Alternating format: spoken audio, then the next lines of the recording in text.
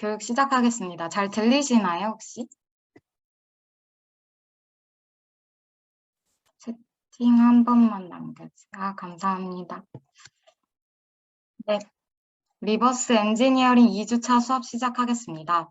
안녕하세요. 교육자 김류연입니다. 혹시 화면도 잘 보이시나요?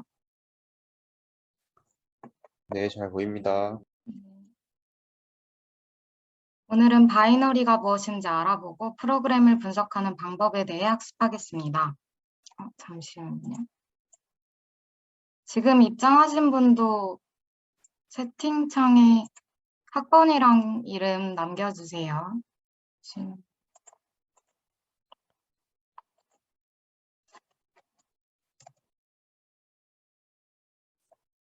우선 프로그램이란 특정 작업을 처리할 목적으로 연상장치인 컴퓨터의 프로그래밍 언어를 사용하여 일련의 명령들을 기술한 문서입니다. 이때 연산장치인 컴퓨터가 0과 1을 사용하여 데이터를 저장하고 처리하기 때문에 프로그램 역시 이진 형태로 저장되어 바이너리라고 부르기도 합니다.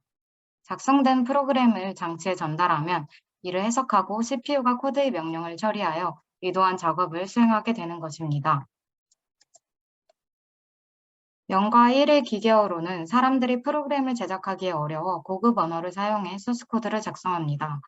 하지만 이대로는 컴퓨터가 작업을 처리할 수 없기 때문에 이를 다시 기계어로 변환하는 컴파일 작업이 필요합니다. 하지만 파이썬이나 자바스크립트와 같은 언어들은 컴파일을 필요로 하지 않습니다. 대신 스크립트를 입력하면 줄별로 변환하여 컴파일 과정 없이 CPU에 전달하는 인터프레팅 동작이 이루어집니다. 컴파일은 외국이 책을 번역하는 것처럼 완성된 글을 한 번에 번역하는 방식이라면 인터프리팅은 말을 하는 동시에 통역을 진행하는 방식이라고 생각하시면 이해에 도움이 될 것 같습니다. 이번 리버싱 커리큘럼에서는 윈도우 PE 바이너리 리버싱에 대해 다룰 예정인데요. 윈도우 PE란 윈도우 설치 동작을 위한 경량화된 운영체제라고 생각하시면 됩니다. 오늘은 배경 지식으로 C 소스 코드가 바이너리로 컴파일되는 과정에 대해 리눅스 계열 컴파일러인 GCC를 사용하여 살펴보겠습니다. 소스 코드는 일반적으로 전처리, 컴파일, 어셈블, 링크의 과정을 거쳐 바이너리로 변환됩니다. 우선 전처리란 소스 코드를 어셈블리어로 컴파일하기 이전에 필요 형식으로 가공하는 과정입니다. 코드 이해를 돕기 위해 작성하는 메모인 주석을 제거한 후 샵 디파인으로 정의한 단어를 본래의 값으로 치환하는 매크로 치환과 경우에 따라 여러 개의 소스와 헤더 파일로 이루어진 프로그램을 병합하기도 합니다. 다음은 C 언어로 작성된 소스 코드를 어셈블리어로 번역하는 컴파일 과정입니다. 소스 코드의 문법을 검사하게 되는데 코드에 문법 오류가 존재한다면 에러를 출력하게 됩니다. 또한 코드를 그대로 어셈블리어로 옮기는 것이 아니라 최적화 방법을 통해 효율적인 코드를 작성하게 됩니다. 변환된 어셈블리 코드를 기계어 형태의 목적 파일로 변환한 어셈블 과정을 거친 후 여러 개의 목적 파일들을 연결하여 특정 파일에 정의되어 있지 않은 함수가 있어도 실행될 수 있도록 만들어주는 링크 프로그램을 거쳐 바이너리로 최종 변환되게 됩니다. 프로그램을 분석하기 위해서는 바이너리를 해석할 수 있어야 하는데 기계어는 사람이 이해하기 어려우므로 이를 어셈블리어로 재번역하는 디스어셈블 과정을 거쳐 분석을 진행할 수 있습니다. 하지만 방대한 프로그램의 경우 어셈블리 코드로 동작을 분석하는 것에는 한계가 있어 이를 다시 고급 언어로 번역하는 디컴파일 과정을 수행합니다. 어셈블리어와 기계어는 1:1 대응이 되어 오차가 없으나 고급 언어와 어셈블리어 간에는 대응 관계가 없고 죄송합니다. 어셈블리어와 기계어는 1:1 대응이 되어 오차가 없으나 고급 언어와 어셈블리어 간에는 대응 관계가 없고 컴파일 과정에서 많이 변형되어 바이너리 코드와 완전히 동일한 코드를 생성할 수 없습니다. 하지만 왜곡을 발생시킬 정도는 아니기도 하고 디컴파일 과정을 거치는 것이 훨씬 효율적이기 때문에 사용하는 것이 좋습니다. 이번에는 소프트웨어의 분석 방법에 대해 살펴보겠습니다. 어떤 대상을 분석할 때 관찰하고 이를 실제로 이용해 보면서 기능을 직접 체득하고 파악하는 것처럼 프로그램도 먼저 대략적 구조를 관찰하고 프로그램을 실행해 보면서 동작을 살펴보고 정밀한 분석을 할 수 있습니다.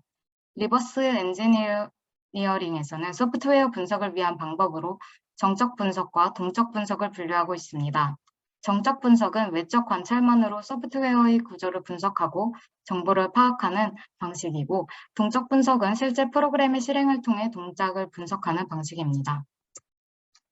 프로그램을 실행하지 않는 정적 분석의 장점으로는 분석 도구를 통해 프로그램을 구성하는 함수들이나 이 간의 호출 관계, API, 문자열 등에 대한 전체적인 구조를 파악할 수 있고, 프로그램을 실행할 필요가 없기 때문에 이에 따른 분석 환경의 제약에서 자유로우며 바이러스와 같은 악성 프로그램의 위협으로부터 안전할 수 있습니다. 반면 단점으로 최근 프로그램 개발자들이 자신이 개발한 소프트웨어를 보호하기 위해 분석을 어렵게 하는 난독화 기술을 적용하고 있는데, 이로 인해 코드가 변형되어 흐름을 파악하는 데 어려움이 있습니다. 또한 복잡한 프로그램의 경우 함수 간 관계 흐름을 정적 분석으로 파악하기에는 어려움이 있습니다. 이 사진은 정적 분석 도구인 IDA 모습으로, 가운데 부분은 프로그램의 어셈블리 코드를, 오른쪽에서는 디컴파일된 코드를 볼 수 있습니다. 왼쪽에서는 프로그램을 구성하는 함수들과 각종 정보를 확인할 수 있습니다.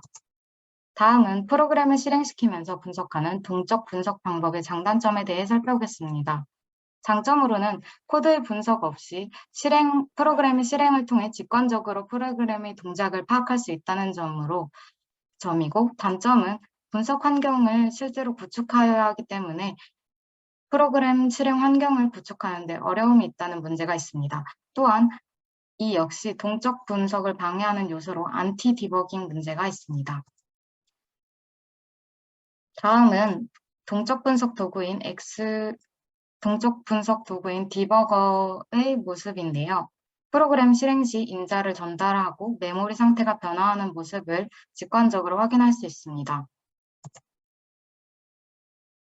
이 빨간 박스 처리되어 있는 부분에서 해당 값이 스택에 저장되는 모습을 볼 수 있고, 이는 소스 코드에서 int n의 선언 부분과 대응됩니다. 코드를 실행한 직후 스택 값에 이전에 저장한 값이 저장되어 있는 모습을 볼 수 있습니다. 다음에는 printf 함수를 호출한 부분으로 레지스터 부분에서 rcx와 rdx의 값이 저장되어 있는 것을 확인할 수 있습니다. 이는 64비트 함수 호출 규약인 x64 패스트콜로 후에 더 자세한 내용을 배울 수 있을 것입니다. 이 역시 printf의 부분과 대응하는 것을 확인할 수 있습니다. 감사합니다. 질문 있으신 분들은 저한테 개인 카톡으로 문의 주시면 정리해서 답변 드리도록 하겠습니다. 감사합니다.